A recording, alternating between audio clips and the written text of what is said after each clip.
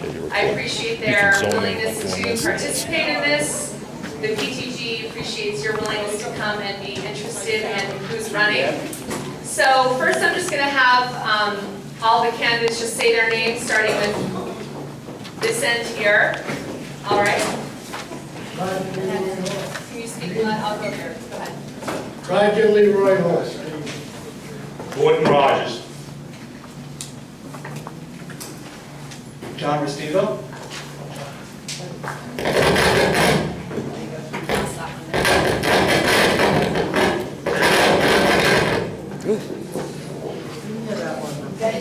Jeff Sheldon. John Lewis. Mark Dillon. Denise DeFranco. Lynn Ryder. Christy Stone. Well, so maybe if anyone has loud voices, that we won't have to move that around quite as much. Just before we start, I wanted to mention on behalf of the parent-teacher group, we're running our biggest fundraiser of the year. Currently, we have these nut sale order forms out in the hallway. If anyone's interested in taking one of those flyers and taking it home, we sell them to the community and have a pickup at the South Foster Fire Station on Thursday, November 20th from 3 to 6 p.m. So thanks again. What's the deadline for that, Kathy? The deadline for the orders is Friday, October 17th, so there's still time. And now I'll thank Mr. Robert Boynton for coming tonight to moderate, and I'll pass him the mic. Thank you. I'm Bob Boyden. I'm the town moderator, and so I've been asked to sit in this little task this evening. Here's the format in the forum. This is for both the candidates and for the audience, so you understand. This isn't a debate tonight. This is a forum. The candidates that are here have 6 questions that they've been able to prepare for. We won't be taking questions from the audience during the forum, but I would certainly encourage all of you to stay around when we're done and meet and talk with any and all of the candidates. We've asked the candidates to speak to what they will do when answering the question. Again, I know these are prepared, but we want to hear what you'll do. We don't want to hear what somebody else did. We're asking you to stay away from referring to other candidates or other individuals in your answers. Again, focusing on what you would do with the question at hand. You're each going to have 90 seconds for each question. I will time it.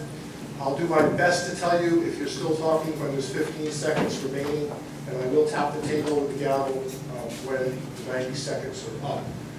You do not have to answer all questions. That's optional.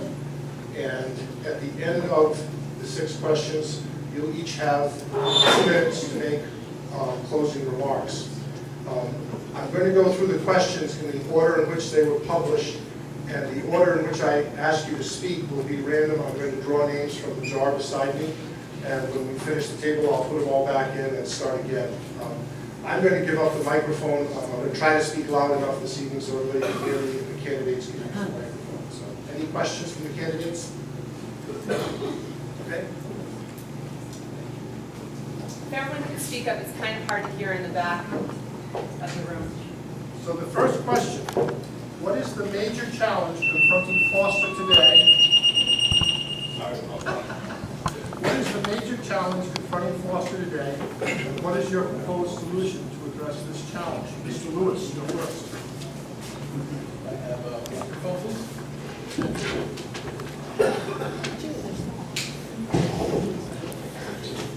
Hello, can everyone hear me? Yes. I believe that the main challenge facing the town of Foster going forward is the economic challenge that we all face. Obviously, we're a small town. We have to fund our schools to make reasonable educational opportunities. We have to maintain our infrastructure, our roads, our bridges, our buildings, and keep taxes affordable all at the same time. It's a challenge. And we really have to handle this through a multi-pronged approach. We can't do this with one fell swoop, one idea. So a 3-pronged approach that I would promote appropriate projects and businesses to increase the tax base. We have a couple of these on the horizon. There's a project at Simmons Crossing that's proposed. There's a communications tower in Moosup Valley that's proposed. These things will increase the tax base. We have to look for increasing grant opportunities. In the past, we've had a planner who was able to obtain grants for us. I would certainly support bringing back a planner to do that. 15 seconds. And cost cutting and control measures. In the past term, we've decreased the staffing at the town hall by 1 full-time equivalent, and some of my colleagues and I reduced the town council compensation package in the town of Foster to 0. The only town in the state of Rhode Island with no compensation. Major challenge confronting Foster today, what is your proposed solution? Mr. Stone?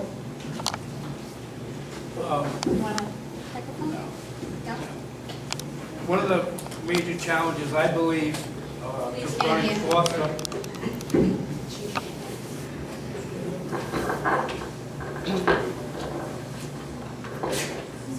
Just, can you please stand?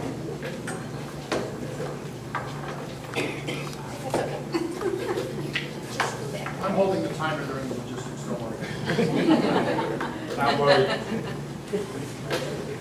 Is this on already? Okay. One of the major challenges, I believe, confronting Foster is balancing the differences between the residents who lived here or moved here to be in a rural town and the residents that want Dunkin' Donuts or a shopping plaza around the corner. Proposed solution is manage growth carefully for the voters of the town. Mr. Rogers? Good evening, everyone. I sat on the council, and one thing that I did realize that is a problem with the town is fixing the infrastructure through our capital funding. We're spending a lot of money, and we're not catching up. We're falling further and further behind. So we need to definitely look at how we're going to do that, and it's simple. There's several ways that it can only be done. It can be done by increasing your business base to generate revenue to offset taxes, or to tax the people. And that's just not going to work. We're all struggling as it is. So what we did when we were on the council, we had a pretty good year the last year. We actually had an extra $100,000 left, and we put it into capital, which would have been continually already built into the budget. The next year, if you didn't raise the taxes at all, you'd already increased your capital by 33%, which is $100,000. So it's moves like that that set you up moving forward. It's a lot harder than you think, but we used to put $100,000 a year in our roads. We put 2% capital, and that's only $240,000.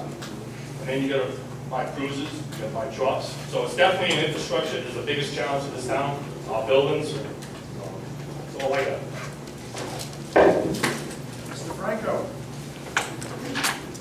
Hi, I hope you can hear me. I agree. Our major concern right now is our taxes. Everybody I talked to are concerned about our taxes.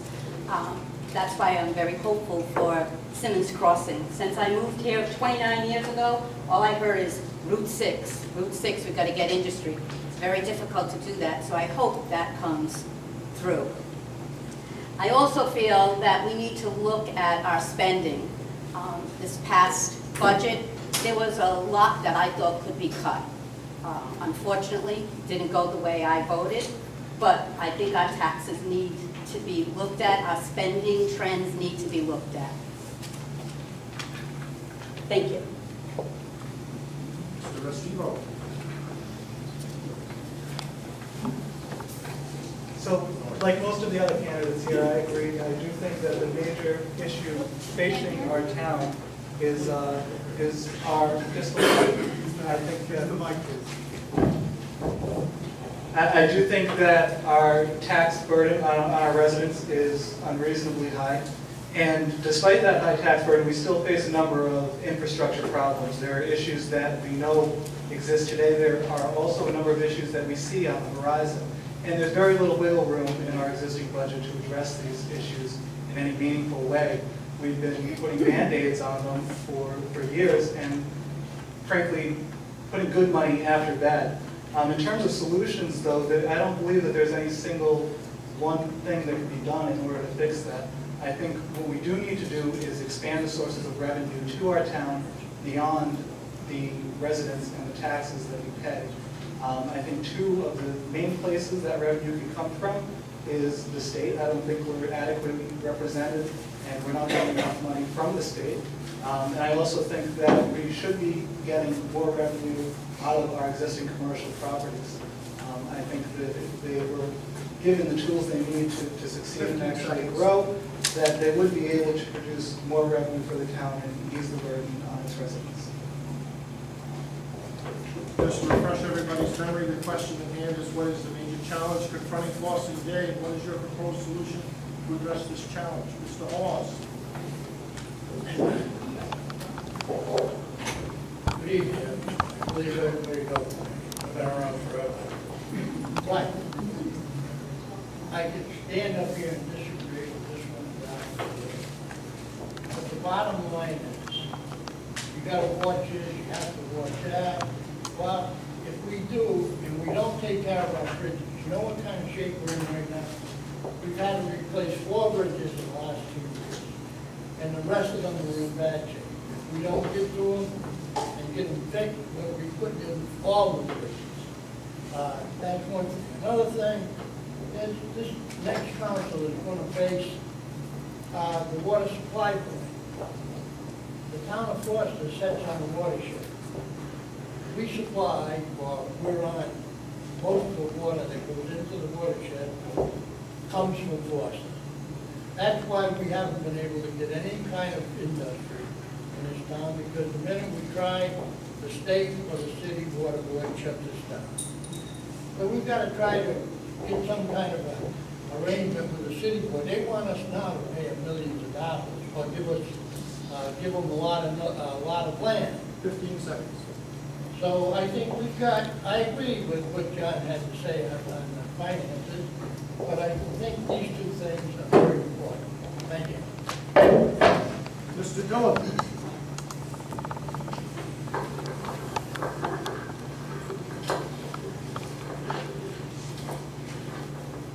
One of the challenges confronting Foster is the expense and maintenance, obviously, of our infrastructure. With the high cost of maintaining our roads, our buildings, the bridges, we shouldn't be taxing our way out. This should be paid for through the capital. And as Mr. Rogers said, in 2012, we had the option to add to the capital fund, considering it had been depleted. We chose that option and added $100,000, which was over a 30% increase. So at a minimum, the capital fund should be built up to support these future challenges.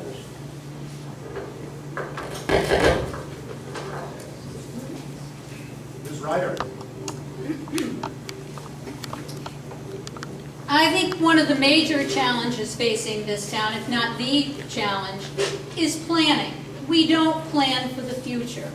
Everything else will fall into place if we have a plan for maintaining and repairing and replacing our infrastructure, a business plan, a plan for our schools. We tend in this town to put out fires. You know, the bridge is failing, we've got to fix it right now. Consequently, we don't seem to go forward. We need a plan, and we need to adhere to the plan. Somehow make the plan council-proof. Because what's happened is we do have a comprehensive plan, which very few people have ever looked at. And our town, you know, depending on what council it's under, and it's happened for, you know, a long time, we take, you know, 2 steps forward, 2 steps back, 2 steps that direction, maybe 2 steps that direction. But there is not a single focus to bring us forward into the future. Mr. Sheldon. I guess I agree with most people here. I guess I agree with most people that are looking for a better tax base than we have. I'd like to see more. I'd like to see more businesses come on. We're not close enough.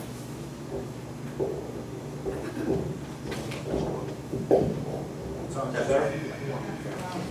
How like to see a better tax base in town. I'd like to see more businesses brought into town. I'd like to see the town attract more business. More business means more taxes. Without corresponding expenses, like more children in school, and so on. But we have to have we have to have a town that is friendly to business. And I don't believe that we do right now. I own a business, and most of the people I'm running with, we all own businesses. And to be perfectly honest with you, if we didn't all live here, we probably wouldn't base our businesses here. It's sad that it's that way because many of these people were born and raised here. So we need to attract the kind of businesses that not only would give us good tax increases, but also is the kind of business that help this town grow. That's it. The next question is, what is your position on regionalization of town services or other methods to increase efficiencies in town government? Franco. Thank you. I believe regionalization is something that we need to look at. We need to look at the pros and the cons. That we need to look at the pros and the cons of regionalizing our various departments. One of the interesting things I found out recently is that we don't even regionalize our RFPs, our requests for purchase, for our heating oil. For instance, the fire departments all have a separate heating oil. The ambulance bond does. The town does. If we put it all together, we could get a better bid, I believe. But I also think that we need to look at other areas to regionalize our services. And we need to list the pros and cons of that. Not necessarily regionalize, but let's look at it and go from there. Mr. Rogers. Can anybody hear me? There's never been a problem with not hearing me. Regionalization, yeah. I've been bringing one up for a few years, and hopefully if I get on, I'll be able to push it through. One example of regionalization is I'm in the construction industry. I have large trucks. I've been bringing it up, and I'm waiting for the opportunity for one of the trucks to get out of the fire department. I'm going to give you an example. We've got a fire truck over at Station 2 that I've been a member of 35 years. It's 28 years old. All-wheel drive, six-wheel, identical basically in size of truck like our ones we use in the DPW. We spend $120,000 on a DPW truck, example to that. That truck, all the trucks that we've had in the fire department get sold, sent to Guatemala, put in a container for $4,000 or $5,000. That truck over there is 28 years old, been garaged, sealed, maintained, has 17,000 miles on the truck. The pump has been used quite a bit. These trucks in this town, through the fire departments, if they purchase the right trucks from the DPW, every single one, from the rescues to the fire trucks, can be recycled through the Department of Public Works with plows and sanders on. And there ain't any reason why that they would ever have to buy another brand new truck in DPW. 15 seconds. That would save this town huge amounts of money. The truck we're replacing in Moosa Valley is going to be $300,000. They can send that right over there within the next year when it gets replaced and put it right into the service with a minimal setup with a sander and plow. That's one. I got many others. Thank you. Mr. Walls. Wow, we talk about regionalization, we can talk about a lot of things. School, fire departments, police departments. If we go complete regionalization for the schools, Mr. Haas, I want everyone to hear you. Can you speak up a little bit? it's still one man, one vote. Now, it didn't take long when we regionalized with the high school for Miss O'Connor to go to federal court and get 6 people against our 3. And we've had not much to say about it, the high school since then, except pay the bills. I think we should look into regionalization carefully, no matter what department we're going into, and really dot the T's and we dot the I's and cross the T's before we move ahead and take a lot of thought. Mr. Stone. I'm sorry.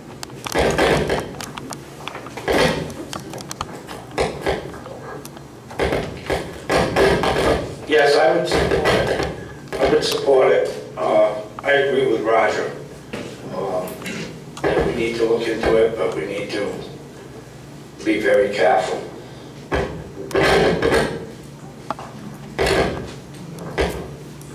Mr. Dillon?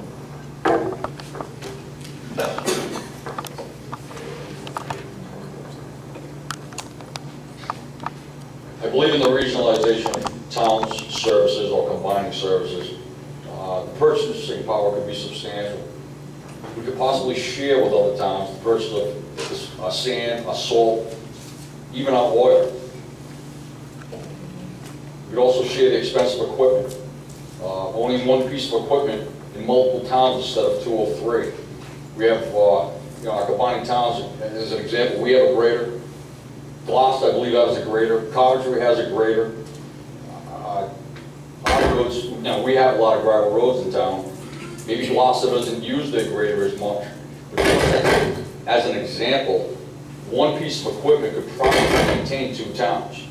But we all own our own equipment. I'm using that as an example. There's a lot of avenues to go down with sharing services to cut expense. I can't imagine the other towns being not proactive to agreeing with that, at least getting some dialogue going, to find out what else we can share to cut. 15 seconds. Mr. Estivo?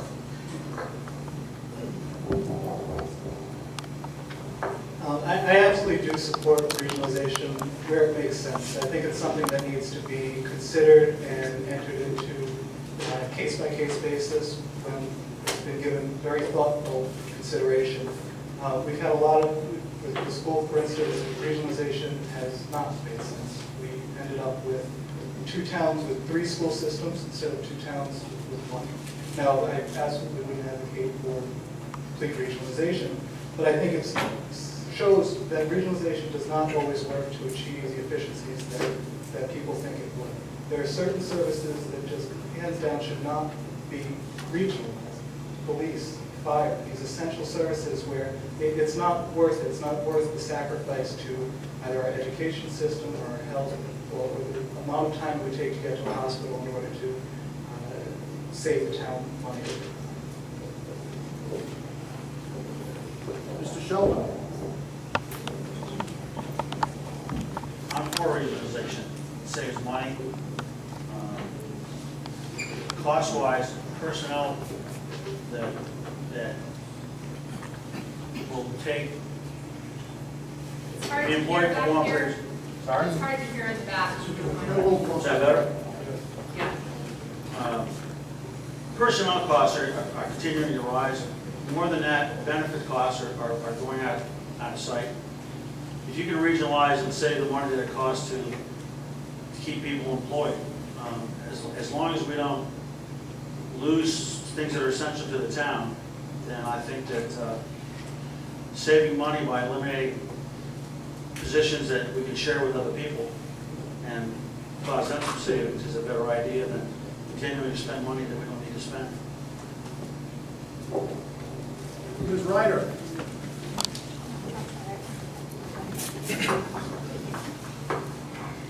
In a few areas, the town already does regionalize. We get our health insurance from the West Bay Community Health Collaborative.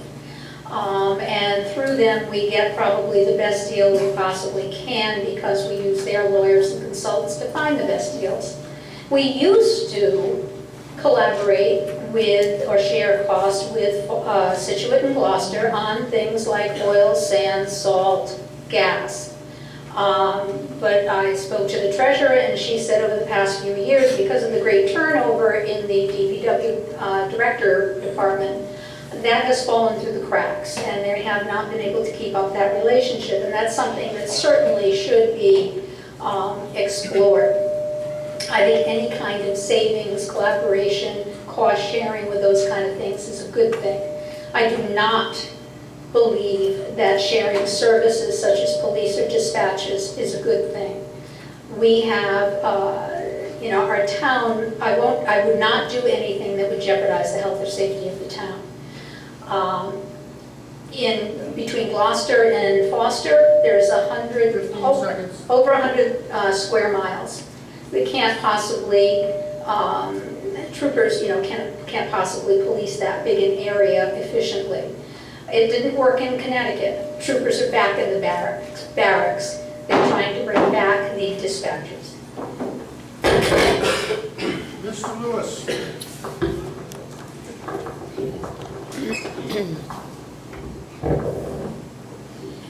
Hello, so the question is about regionalization and other methods to increase efficiencies in the town government. And I'm absolutely for any method that would increase the efficiency of the town government. Things such as group purchasing, Mrs. Ryder referred to the health care that we are already all, Foster, Gloucester, and the region, all in the same boat. We collaborate there. We have other collaborations such as the Northwest Special Education, where we collaborate with Situate as well. So we are doing some things in a collaborative fashion to increase efficiency, and I'm open to any of those things.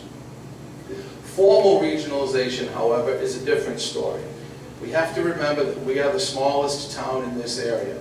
And when we regionalize in a formal fashion, with a contractual agreement, we will be the little brother in any region. And therefore, we will have less say. We will essentially be getting the bill, but we won't have the say on any regional board to be able to control the costs. I do have some data from the Ocean State Policy Research Institute and the U.S. Department of Education. As more towns and schools scramble cost savings, the call for regionalization seems to be gaining momentum. However, new research shows that at least with education, it would probably increase costs, U.S. Department of Education. So any efficiencies I'm for, total regionalization, probably not. Thank you. Okay, we're on to question 3, which says, what, if any, improvements need to be made to the town's infrastructure, roads, bridges, issues with the police department building, etc.? If you believe improvements can be made, please discuss the kind and location and how you would propose to fund them. Mr. Franco, you are first. Thank you.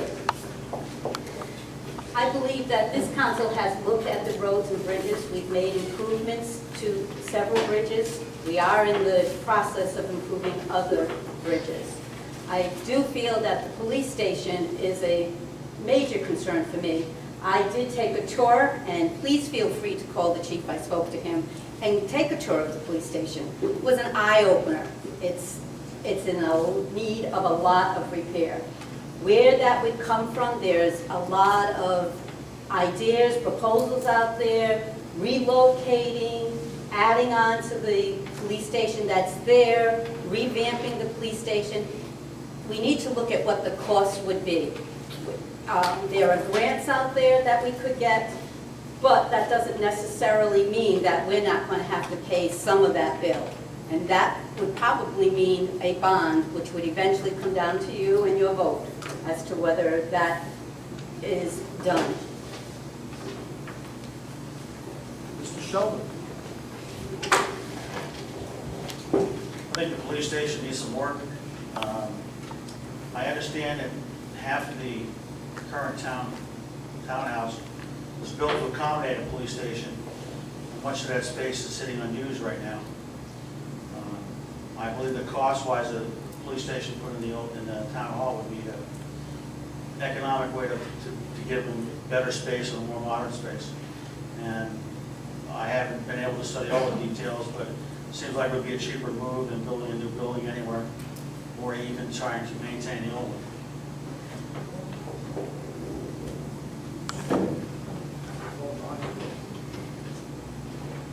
Ms. Ryder. I think an easier question would be what doesn't need repair or replacement in this town? Equipment, roads, bridges, buildings, they all need attention. And again, part of it, I believe, stems from the fact that we do not have a firm plan. Yes, we always had the 5-year road plan. Unfortunately, nobody actually adhered to that. So somehow you have to have a plan, forward-thinking, maybe 10 years out, and maybe break it into 2-year segments that it would be difficult for the council to ignore their 2-year obligation to maintaining whatever happens to come up in that 2-year period. We cannot have anything neglected for 2 years or no work done for 2 years and then expect the next 2 years to ever catch up. It's not going to happen. As far as the police station goes, there is no question we need a new one. Missed opportunity, again, if we had a plan way back when, maybe we would have picked up that Princeton property as soon as it was for sale. It's been sold. That ship has sailed. We do have the land behind the current police station. We could take down that hill, and if we have to go for a bond, it doesn't have to be a huge bond, but it would well serve the town for the people to think about that, to preserve our safety. Mr. Stone?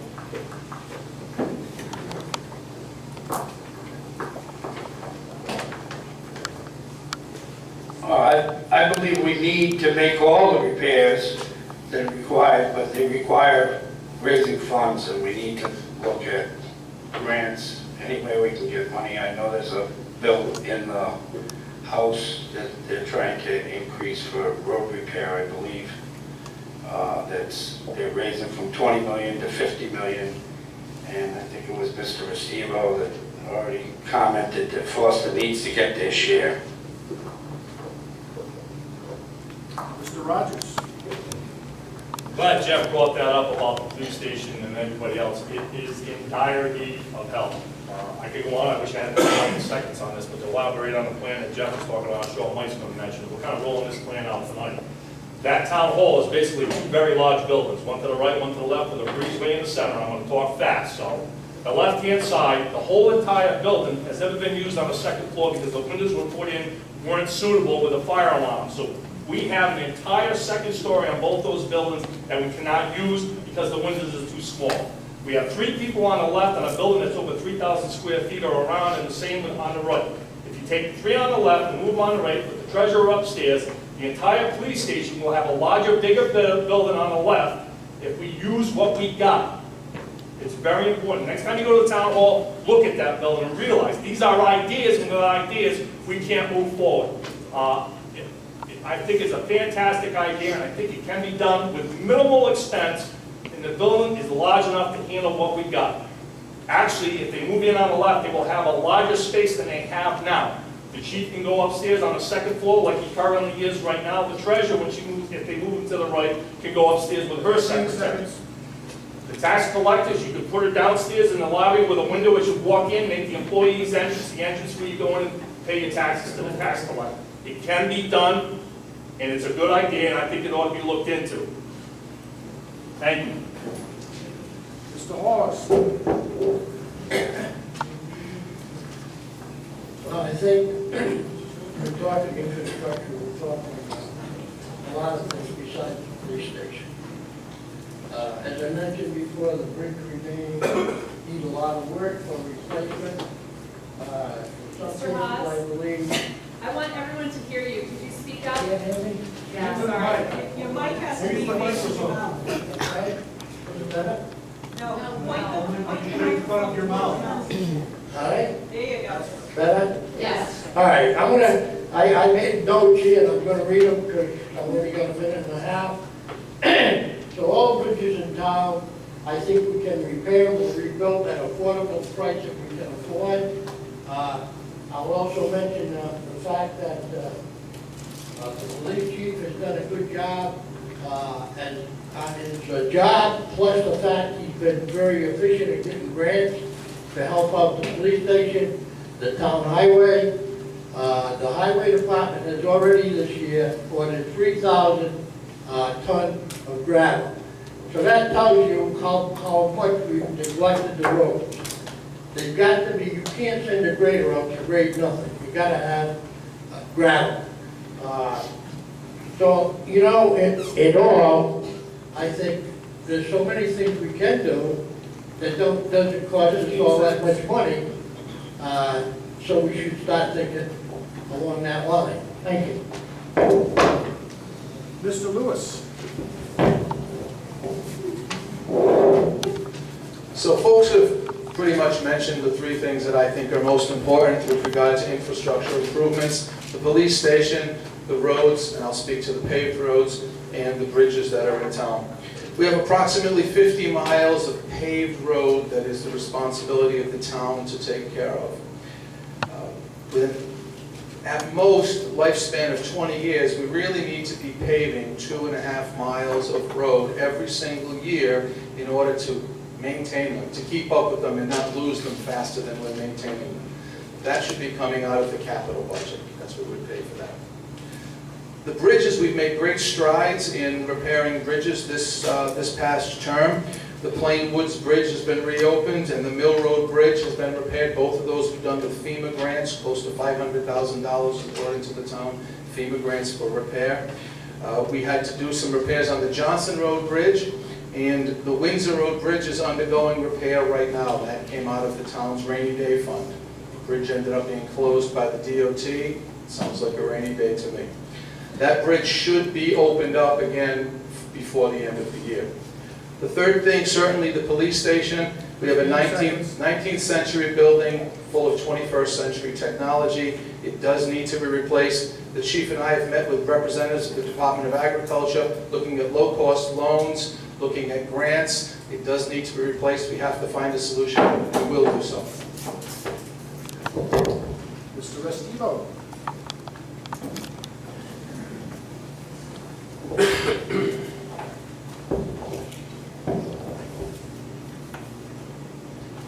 So the infrastructure issues that are currently facing our town, I think, can be separated into three categories. There are immediate emergency situations that I think need to be addressed immediately.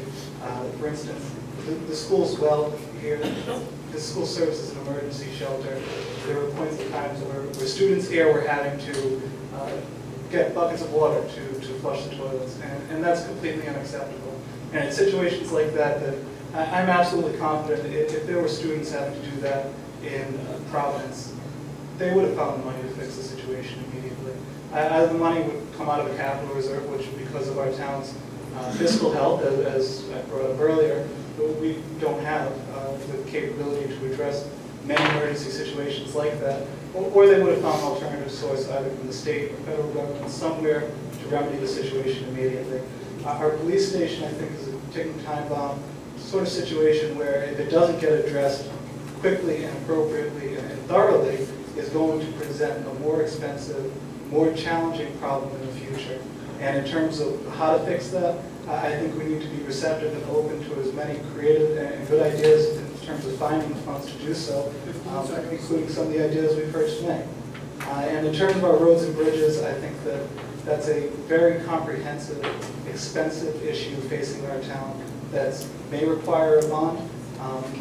What I do know about our current system is that it is unsustainable. Mr. Dillon?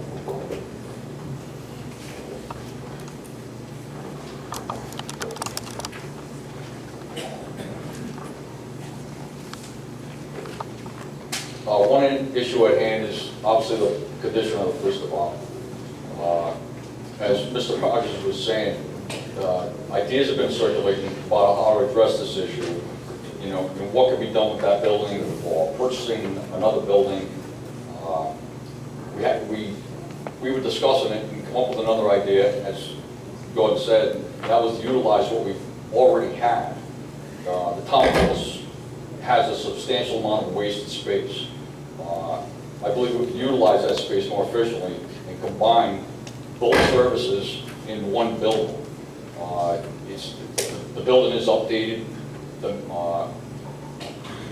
Most of the technology is in the town hall, obviously because it can't be put in the police station because of their electrical issues.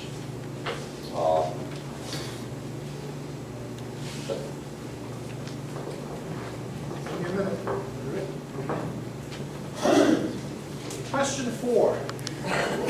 Question 4 is, our libraries are not handicap accessible and are in fear of losing their state funding. what changes would you support at the town council level? First candidate to speak, Mr. Sheldon.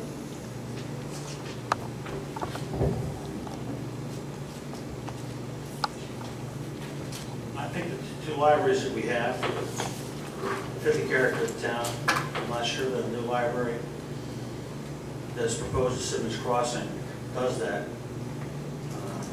I also think it's a little bit, the plan that was proposed at the meeting that they had was a little bit too elaborate.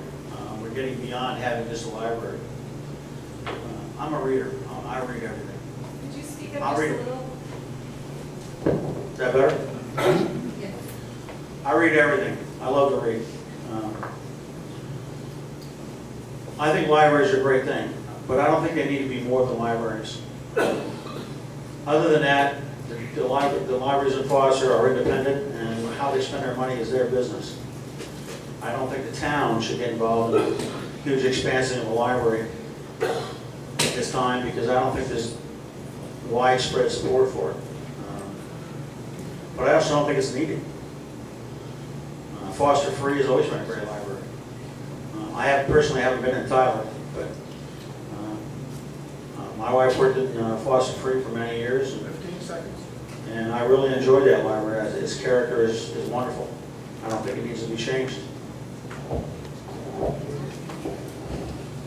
Mr. Lewis.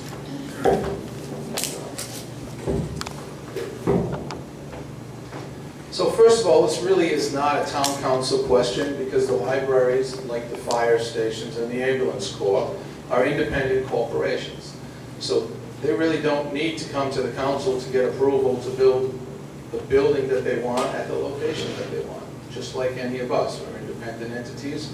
If we have the money, we can go forward and purchase the property we want and build the building that we want.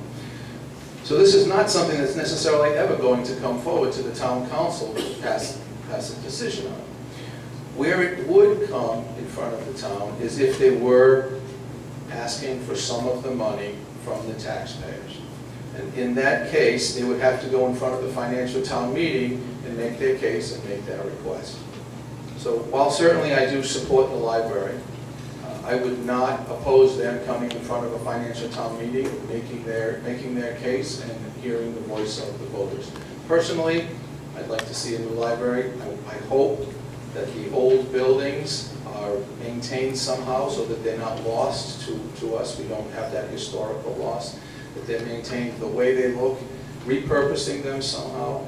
But I think with the feds breathing down their neck regarding the Americans with Disability Act and the handicapped accessibility, it's only a matter of time. If we don't do something now, we won't have any library in the future. Thank you. Mr. Estivo.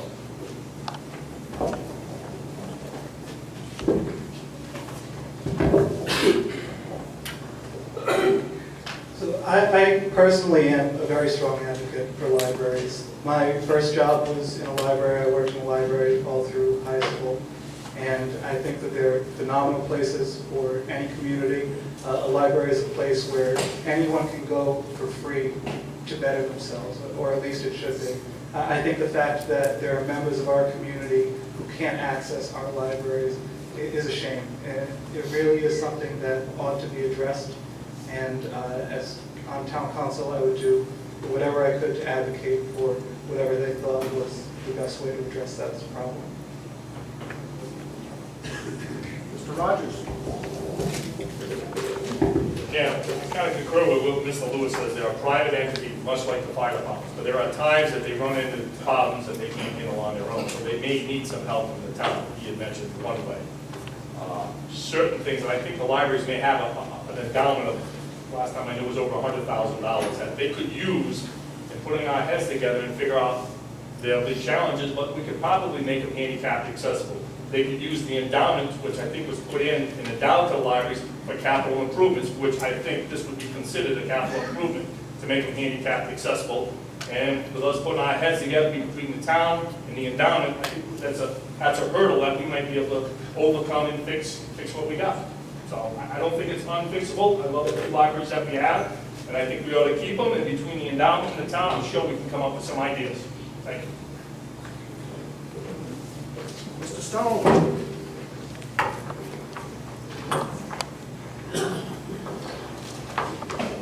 Yes, I would support the effort to raise funding and volunteers to make the repair. I agree with Gordon.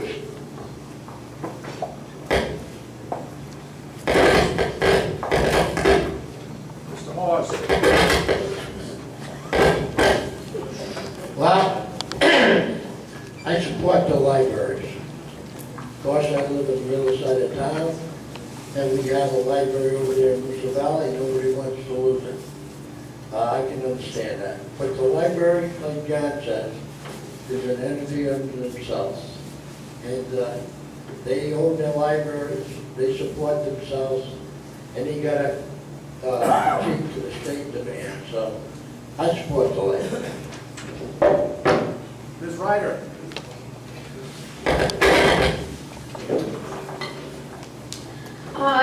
Again, the library is not under the council's purview, but I would not obstruct any effort that they were going to make as far as going to the people for funding. Personally, I don't think it's any secret that my sister is the librarian. And several years ago, when she first, said, well, the library's on fire, I was appalled. Our little libraries, when I go to Tyler, I feel like Melissa Gilbert, Little House with a Prairie, I absolutely love them.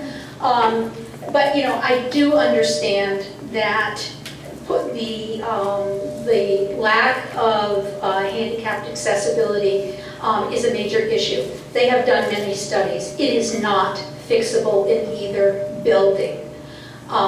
Therefore, I would be happy to work very hard to find stewards for the old buildings to keep them, as they are or close to as they are.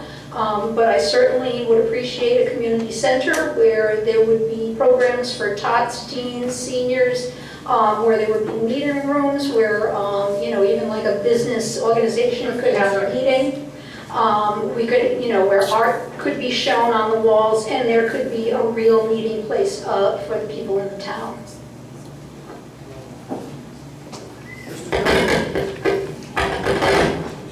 We need here. Mr. Dillon.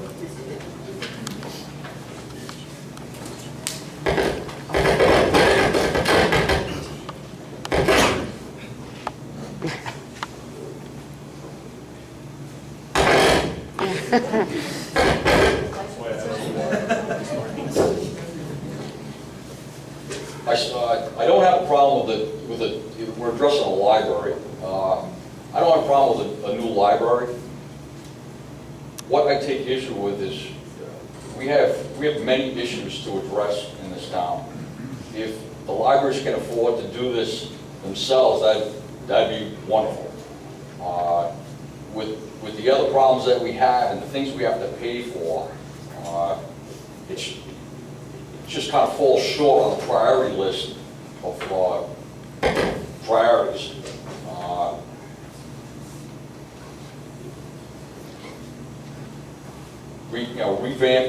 Possibly revamping the existing buildings as upgrades. I'm sure it can be done, and it's obviously the possibility if the library has the monies to do that, make the money changes, make them accessible, and keep using them. They are libraries. They're in two different locations. Maybe it's not the best thing compared to the new building that was shown at that meeting was pretty elaborate. Nice looking building. It obviously has all the features. Just financially, I don't believe if the town has to pay for this, I just don't believe we're ready at this point for that. Mr. Franco. Well, I think it's all been said. Thank you. I think it's all been said. It's the libraries. The town doesn't own them. The libraries own them. So I certainly support the library. My daughter worked there through high school.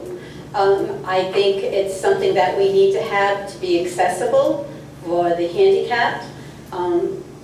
But again, it's the library. They own it. If they can get it, I would support them in any way, but it's not a town council it would be up to the voters. Thank you. Okay. Question 5. Do you support the development at the intersection of Route 6 and 94? What is your vision for business growth and development in Foster, and how do you plan to make it a reality? First candidate, Mr. Franco. Thank you. Up and down. As I previously said, I hope Simmons Crossing comes to fruition. I've always heard how Route 6 and getting the business here. I think we need to look at planning and how we can get that. I know it's been talked about over and over again, and how can we get the businesses to come here, to be friendly. It's difficult with well water and just the Route 6 itself. So I think we need to look at planning and how that would work in keeping the Foster rural and keep it to our roots. Thank you. Ms. Ryder.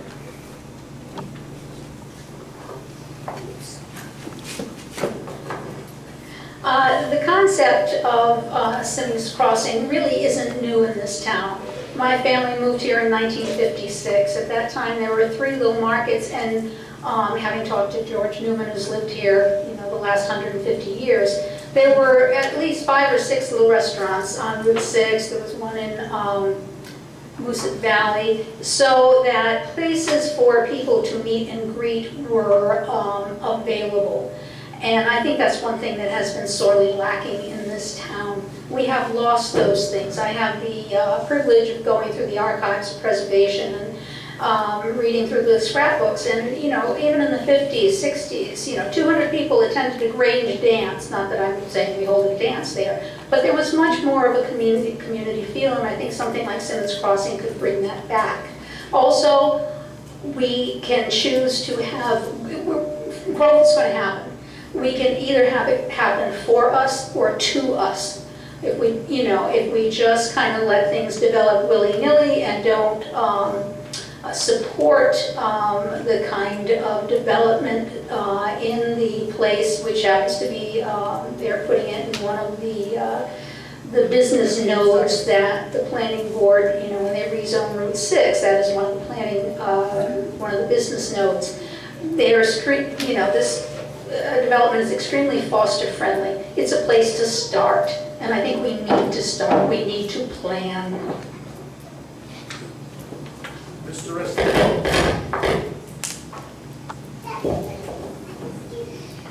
So I do support development all along Route 6, from Route 94 to the Connecticut border. I think that there's a lot of existing commercial land there that can be put to more productive use than it currently is, that will help our town and its fiscal health get back on track.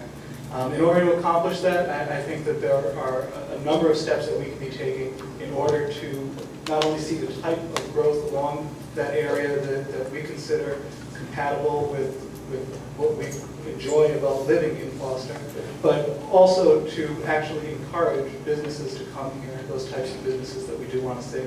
I think lumber overhauls to the building and planning department are necessary. I understand the next question is more focused on that, so I'll give more details as to what I'd like to see there then. But definitely includes new comprehensive plan update, zoning and subdivision regulations, and more, and basically just giving the people who do want to come here, do want to start a business here, the resources that they need to know exactly how to do it. In addition, I think we need to be considering some more creative ideas. I think a number of tax incentives, for instance, could encourage people to start a business here. Anything that we can do in order to decrease the cost and increase the certainty for people trying to start a business here, I think can help be more productive. Mr. Rogers. I'm a businessman in town. I own 4 businesses in this town. Some of them are out on Route 6, and I have property on Route 6, and I operate a business on Route 6. I own the Stonehouse Motel. I understand everybody wants business to come to town. I want a supermarket. I want a bank. Well, the problem is, we all want that. But the other half of the equation is somebody who wants to put a supermarket on the town has to have the money. He's not gonna do it because we want it. He's gonna do it because he wants to make money. And if he can't make money with, they'll do a study and the supermarket's so far around, we've got 1,600 residents, he's not gonna come. It's not gonna come. If you can provide some kinds of incentives, but those incentives can't be long-term. It can be a stop for them to get their feet off the ground and maybe entice them into the town of Forest. And I'll give one example, it's done in many cities and towns, and I come up with ideas and I put them forth, and I get beat up for it sometimes, but I think I'm doing the best by at least producing something that isn't just talk. Tax breaks, for example.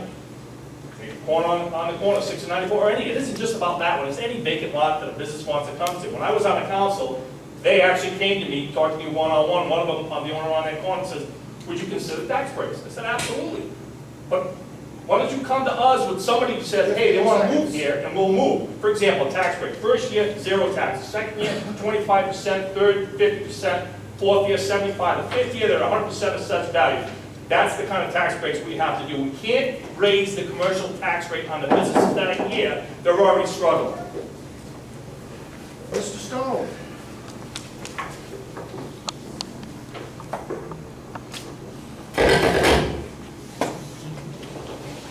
I would support the development as long as we do something with our zoning on Route 6.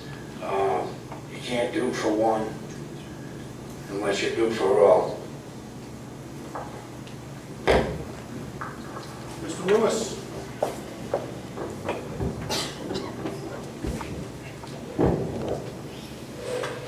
Short answer is yes, I would support it. I'll explain to you why.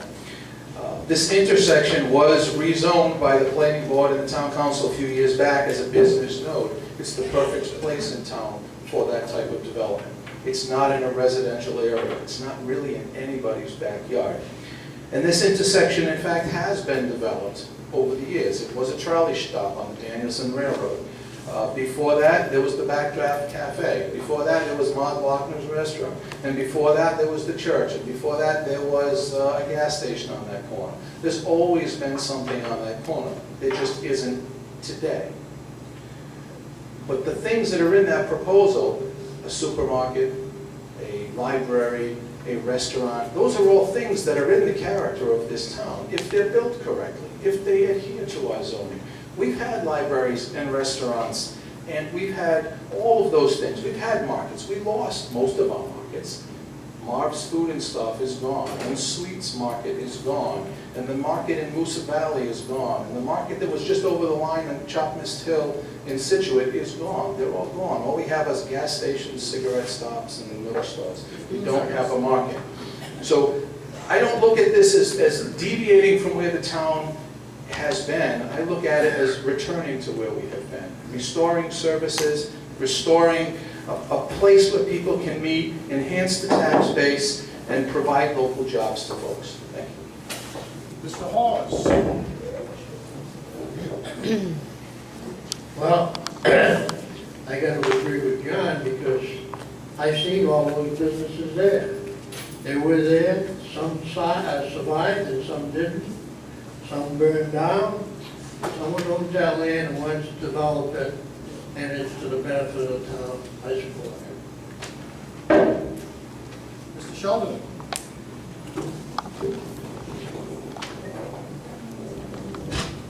I support any business we can get us in this crossing. I support any business we can bring anywhere in town. The problem with Simmons Crossing in this conversation is, why would we want to take a big chunk of desirable property off the tax rolls by making a library when we already have two? The next thing I'd say is, there's probably businesses out there that everybody would like to see in town, and Mr. Rogers was right, that they have to want to come here. But there might be businesses that we want to come here that we can approach and see if we can't get them to come here. We don't have anybody that does that. It could be a town council member, it could be a member of the planning board, it could be anything. But somebody has to go to these businesses and show them that this might be a place where they want to be. If we don't do that, honestly, they're gonna have the typical Rhode Island mentality. Foster's too far away. There isn't anywhere in Rhode Island that's too far away. The state isn't that big. People will come here if they have a reason to come here. Let's give them a reason. 15 seconds. Mr. Dillon.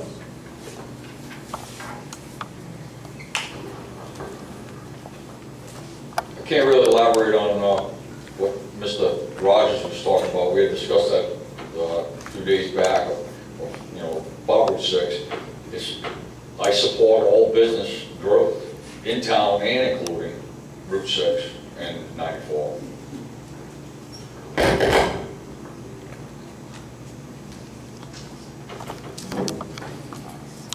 The sixth question. Are you in favor of the strong planning department and zoning department, and what does that look like under your leadership? First candidate, Mr. Sheldon.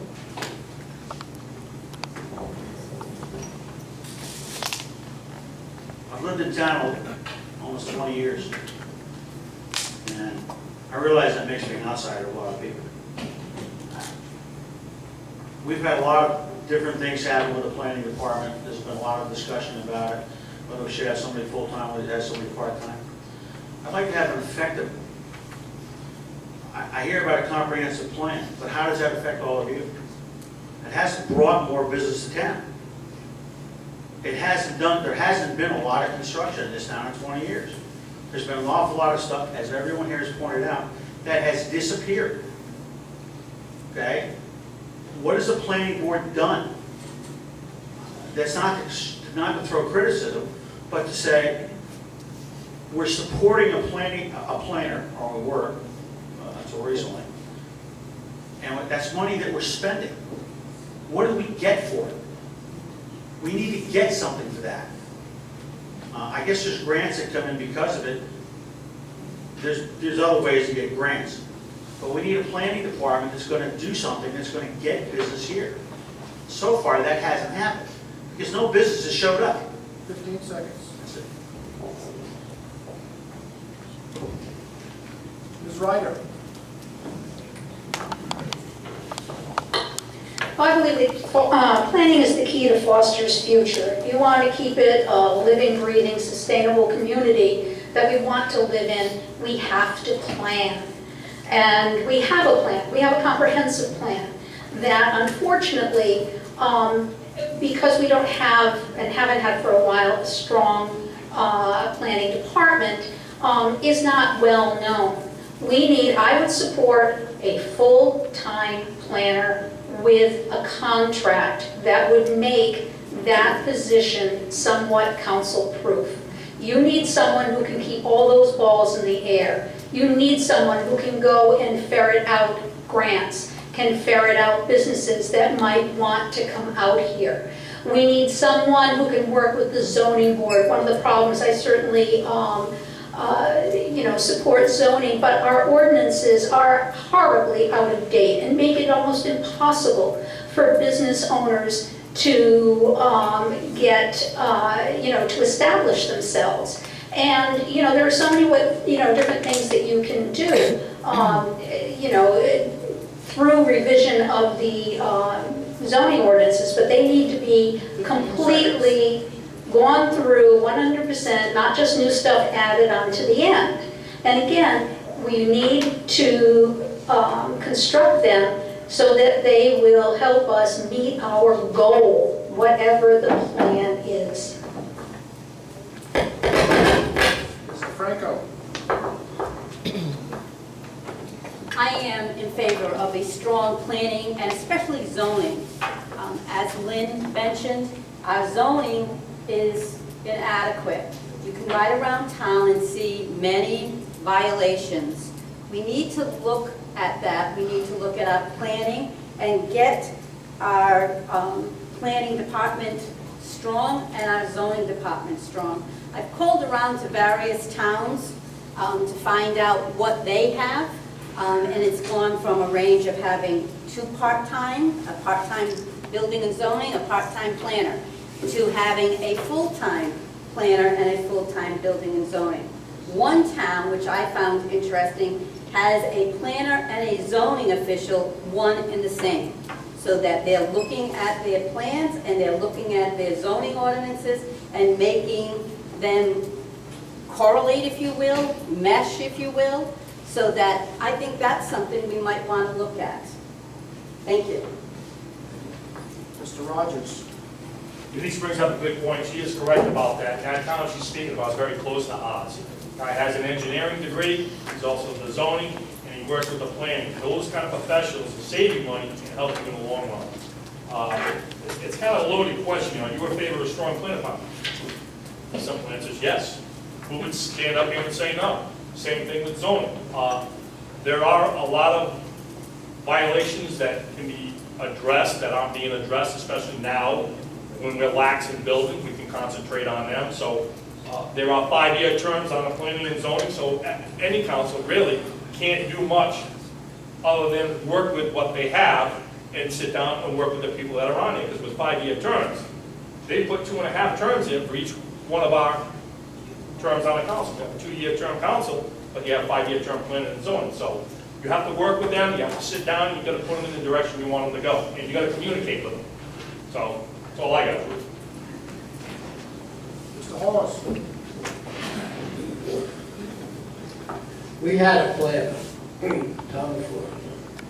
She just resigned a short time ago.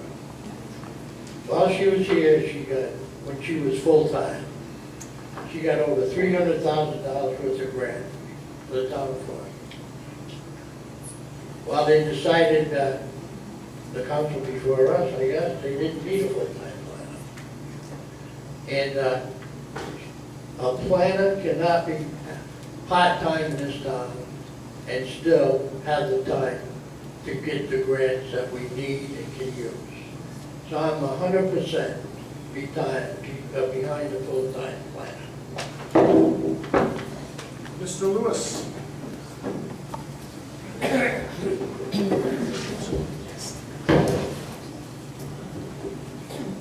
Planning and zoning, I'm absolutely for a strong planning and zoning department.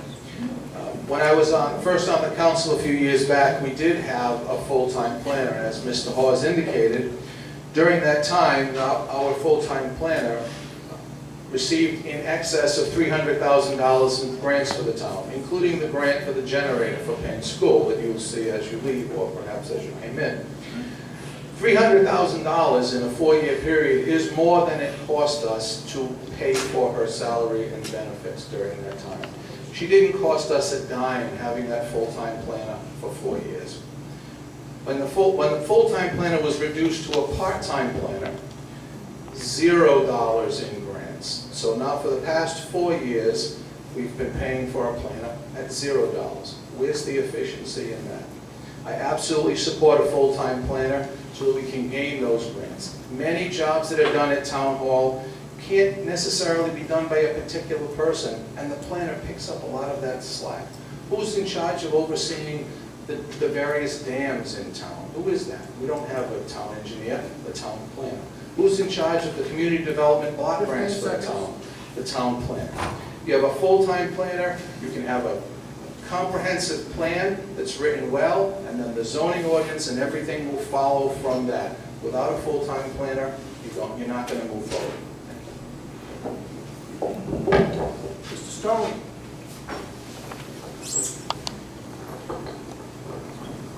Sounds like we need a full-time planner. Yes, I would support a strong planning and zoning departments with the challenges we're facing with the zoning on Route 6 and planning ahead. One of the things I happened to think of while everybody was talking was the website's out of date too. I tried to do some little investigative work for the meeting tonight, and the records show 2004 was the last time that it was updated. Planning, that's the planning part of it.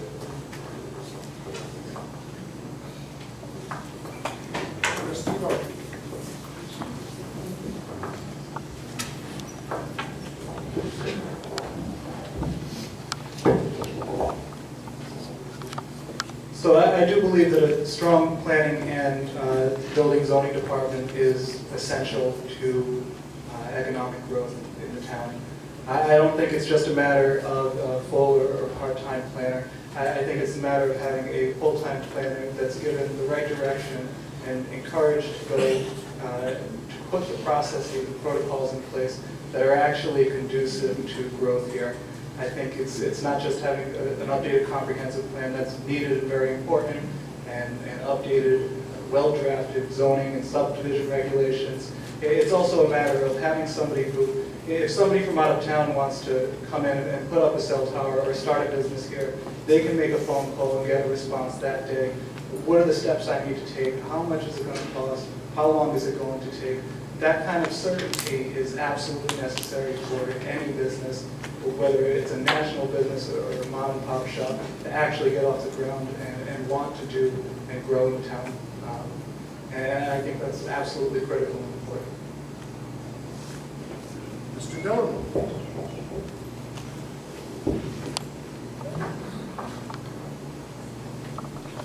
I am in favor of a strong planning department. If it could be, it seems like it could be a little more proactive. Maybe they lack some experience.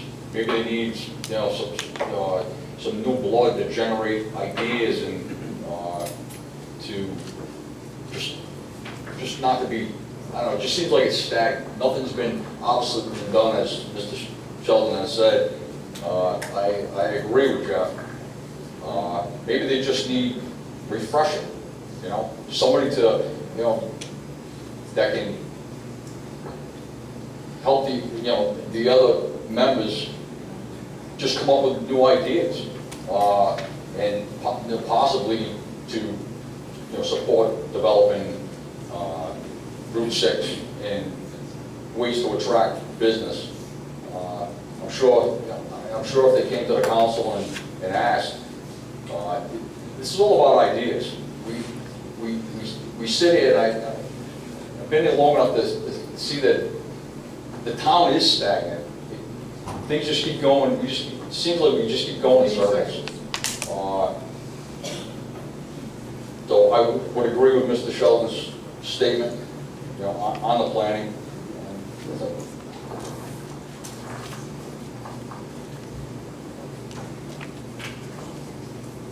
So that's your 6 questions. Each candidate will now have 2 minutes to make closing remarks. And I would encourage you to do as you've done so well thus far, is speak to what you would do when you're answering the questions or when you're speaking, and refrain from referencing other candidates or individuals in your comments. I think what I'll do is I'll try to give you an indication just by saying halfway when you're a minute through talking, and I'll also give you 15-second warning before the end of 2 minutes. First candidate to speak, Mr. Sheldon.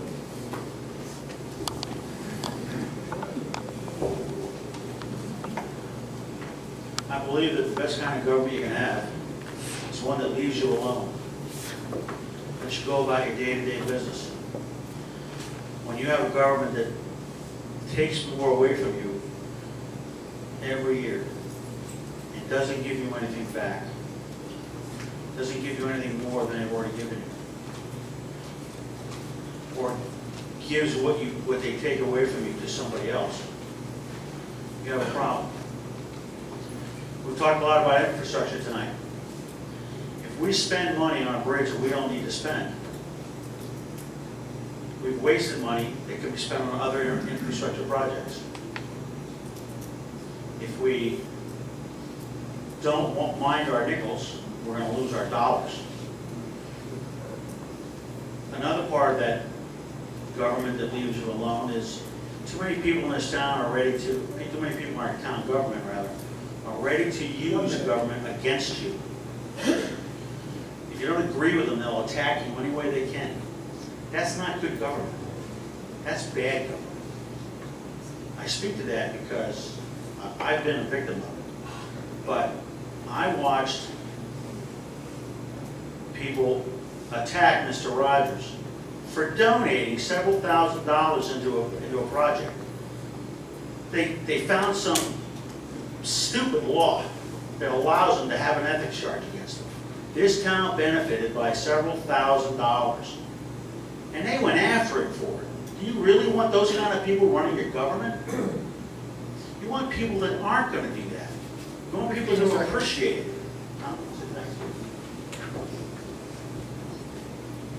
Mr. Rogers?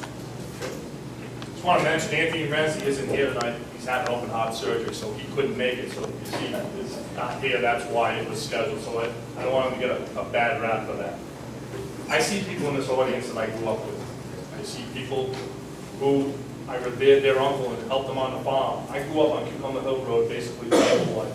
There's people out here that I looked up to that today I still admire, like Walter May. I went to school with Walter's kids. There's many people I've seen this audience. I've worked on volunteer. I've seen you people sometimes at fire calls or rescue calls. I've sat and I've taught. I have a proven leadership. My passion is for the town. I care about the town. I was the council president when the roof collapsed on this building. And I think I did a pretty good job of a pretty stressful situation when things were going kind of rough one day out in South Forest before a major meeting that we had to talk to the citizens about what was going on. I've worked with the school committee. I've sat down and you can ask anybody. I'm willing to work.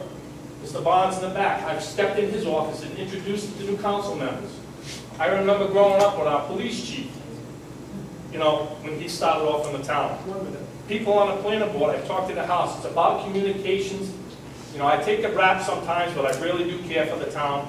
And I come up with ideas, and I get beat up sometimes for it, but I don't give up. I think it's the right thing to do, and I just hope you vote for me this coming November. Thank you. Mr. Franco? Hi, I'm currently on the town council, and I'm seeking re-election. I've lived in the town for 29 years. During those 29 years, when my children were younger, I was involved with the PTG, I was involved with Girl Scouts, 4-H, the high school and middle school track team. I have a strong sense of community. That's why I decided to run for council 2 years ago. I must say my first term was an eye-opener. I learned a lot on that during that first 2 years. I now believe that I am in a better position to serve the community and to be on the council. I would appreciate your vote to help me to continue to be on the council, to make changes, to help lower our taxes. I would like to look at regionalization. I would like to look more closely at Simmons Crossing and bringing more businesses onto Route 6. I would like to look at the structure of building and zoning to keep Foster true to its rural roots. And I thank you for the opportunity to present my views, and I thank you for coming out. I know it's very difficult on a work night, if you will, to get here. And I will be staying after. If you have any further questions for me, or give me a call. My telephone number is on the website. I did check that. So thank you. Mr. Hall? Well, I do believe I'll try it one more time, if I get the votes. So there's things that need to be done. The water supply board we gotta face, and I don't believe that we should grant them anything they're asking for. I think the town should fight them right down to the last minute. The bridges, we're halfway home. I think we could finish that and get bridges in this town that will be in good shape, and we can set up a system where we can have it inspected every year, because by law, I think they have to be inspected every 5 years anyway. It's supposed to be. Every 2 years. Okay. They haven't been inspected in years, they haven't been touched or repaired, so I think it's time we do it. The planner, we need her badly. We had a good planner, but she left for other greener pastures. So we gotta get a planner that will really work for Foster and bring us in some money.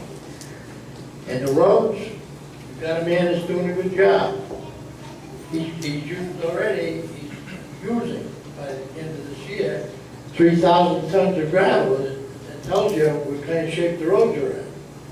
And I think I'd like to be around and finish the job. Thank you very much. Mr. Lewis?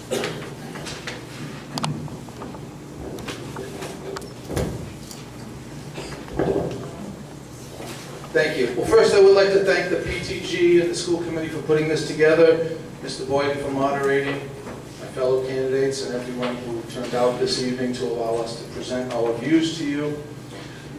I have been involved in the town for a number of years. I served 4 years on the school committee, 3 years as chair. I served 4 years on the planning board, 3 years as chair, and now I've served 6 years on the town council. That experience has allowed me to see things from the various perspectives. I have the background to see us from planning, to see what the school's needs are, to see what the town's needs are, from all of those various perspectives. In this past term, Roger and I have spearheaded a number of initiatives. We've been assisted by other members of our current council, Mrs. DeFranco included. I don't think that the town is stagnant. It was said by someone this evening that the town is stagnant. But over this past term, we've repaired 4 bridges, Plainwoods, Mill, Johnson, and soon Windsor. I don't know of any council in the past who's ever done 4 bridges in 2 years. We've paved roads, Johnson and Boswell Trail. We've increased handicapped access. We've supported the schools and the fire stations, the ambulance corps, and the police. If re-elected, we will continue to do all of those things. In order to do this, we need to have a team of conscientious, thoughtful, circumspect people. I'm going to ask you to vote for me. I'm going to ask you to consider voting for the other candidates who are on my team. You'll see us, we're in the front cover of the Foster Home Journal this week. I assure you that no one will work harder for you. Thank you. Mr. Estivo.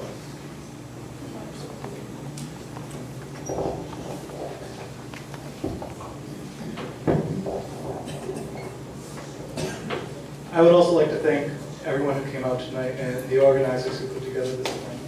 I think this was a great idea. I absolutely love Foster. I love the community that we have here, the spirit of neighbors willing to help out no matter what, willing to lend in, help people in their times of need. I don't think that's the role for the government, and I think it's something that we should be supporting. It's one of the greatest things about our town. The reason why I'm running is because this is the way that I think I can help. I think I can bring a lot of good ideas, a very good perspective, new perspective to a direction for our town to go. It's my intention to help that experience, to use that experience to help the town. And I hope you agree with me. I hope you think that I'm capable of helping as well. Ms. Ryder.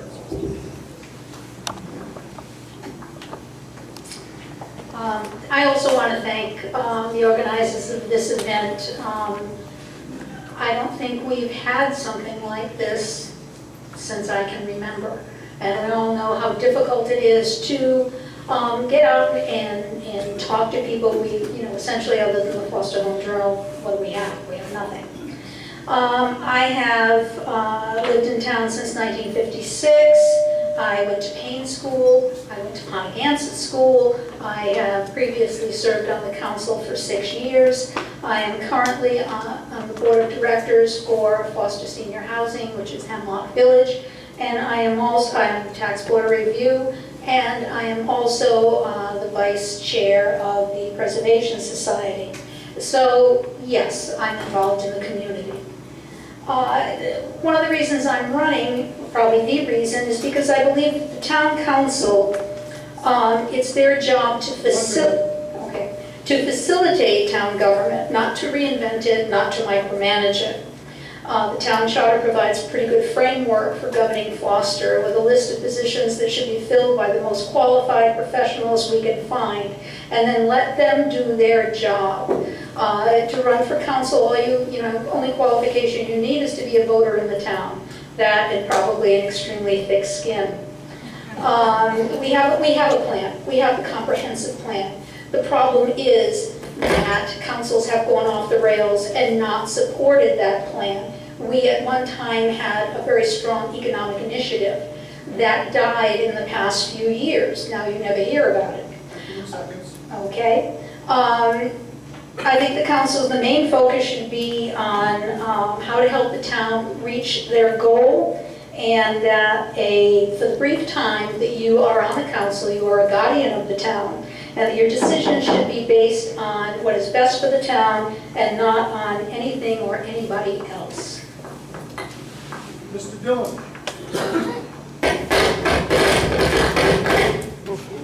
Mike just hates him.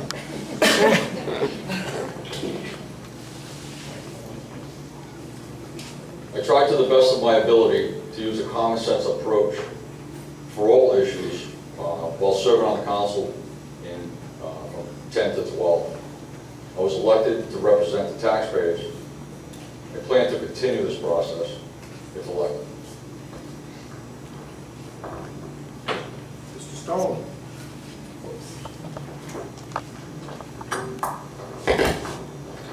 For those of you that don't know me, my name's Christy Stone. I've lived in Foster for 33 years. I've been married to my wife Beth for 40. We have 4 sons, 10 grandchildren. And for them, I want to be part of the problem, but part of the solution, not part of the problem. Common sense for Foster.